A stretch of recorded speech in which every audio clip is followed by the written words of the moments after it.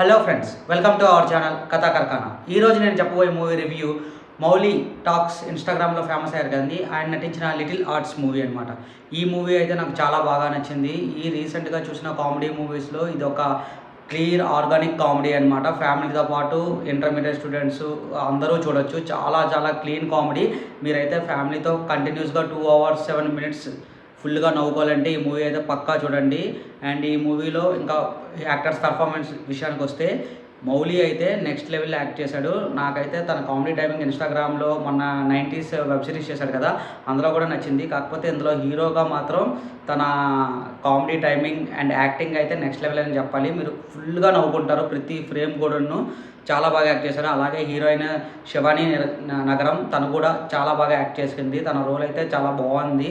And చాలా కొత్తగా కాదు కానీ చాలా క్లీన్గా, చాలా ఆర్గానిక్గా ఉందన్నమాట కామెడీ. తన యాక్టింగ్ కూడా బాగా నచ్చింది. ఇంకా ఎస్పెషల్లీ చెప్పాలంటే రాజీవ్ కనకాల.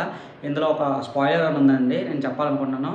ఆ స్పాయిలర్ ఏంటంటే ఈ సినిమాలో ఆయన చచ్చిపోడు. ప్రతి సినిమాలో ఆయన చచ్చిపోతాడు, కాకపోతే ఈ సినిమాలో ఆయన చచ్చిపోడు అనమాట.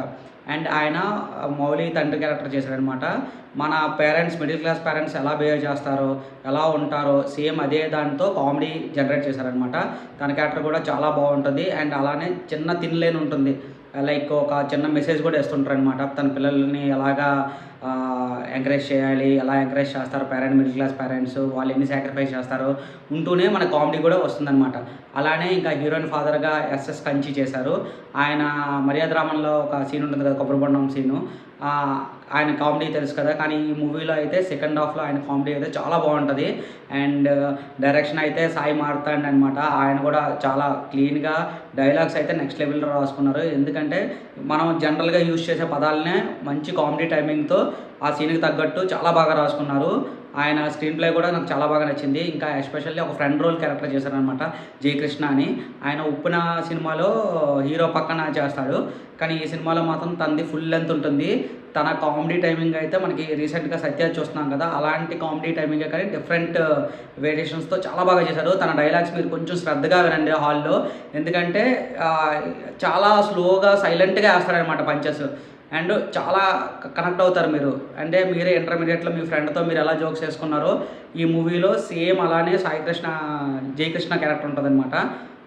ఆయన క్యారెక్టర్ అయితే నాకు చాలా బాగా అనిపించింది. అండ్ కొంతమంది ఫ్రెండ్స్ని కూడా నేను గుర్తు చేసుకున్నాను, ఎందుకంటే వాళ్ళు కూడా మన మీద అలాంటి జోక్స్ వేస్తుంటారు. సేమ్ అలానే ఉంది. ఇంకా మ్యూజిక్ డైరెక్టర్ సింజిత్ ఎర్రమల్లి అనమాట. తనైతే మ్యూజిక్ అయితే బాగానే ఇచ్చారు అండ్ బీజిఎం కూడా బాగానే ఇచ్చారు. కానీ సెకండ్ హాఫ్లో ఒక సాంగ్ ఉంటుందండి, ఆ సాంగ్తో ఫుల్ కామెడీ జనరేట్ చేశారనమాట. ఫస్ట్లో ఆ సాంగ్ ఓకే అనిపిస్తుంది, తర్వాత లాస్ట్ వరకు ఆ సాంగ్నే పెట్టుకొని మొత్తం సాంగ్తో ఫుల్ కామెడీ జనరేట్ చేశారు. ఆ సాంగ్ వచ్చినప్పుడల్లా మీరు ఫుల్ కడుపుబ్బా నవ్వుతారనమాట. ఆయన ఇది కూడా బాగుంది. అండ్ ప్రొడ్యూసర్ ఆదిత్య హాసన్, ఆయన 90s వెబ్ సిరీస్ డైరెక్ట్ చేశారు. ఆయన ఫస్ట్ టైం దీనికి ప్రొడ్యూసర్గా చేస్తున్నారు. ఆయన ప్రొడక్షన్ వాల్యూస్ అయితే చాలా బాగా ఖర్చు పెట్టారనమాట. కాకపోతే అంతా హైదరాబాద్, సైనిక్పూరి ఇక్కడే తీశారు, కానీ ఫస్ట్ టైం అన్నీ రియల్ లొకేషన్స్తో తీసి నీట్గా మనకు ప్రజెంట్ చేశారు. అండ్ కెమెరా క్వాలిటీ కూడా చాలా బాగుంది. మీరు కూడా ఈ మూవీని చూడండి. నేనైతే ఫ్యామిలీతో మీరు వెళ్ళి 2 hours కంటిన్యూస్గా నాన్ స్టాప్గా ఇంకా నవ్వుకొని హ్యాపీగా ఎంజాయ్ చేస్తారు. And please subscribe our channel కథా కార్ఖానా.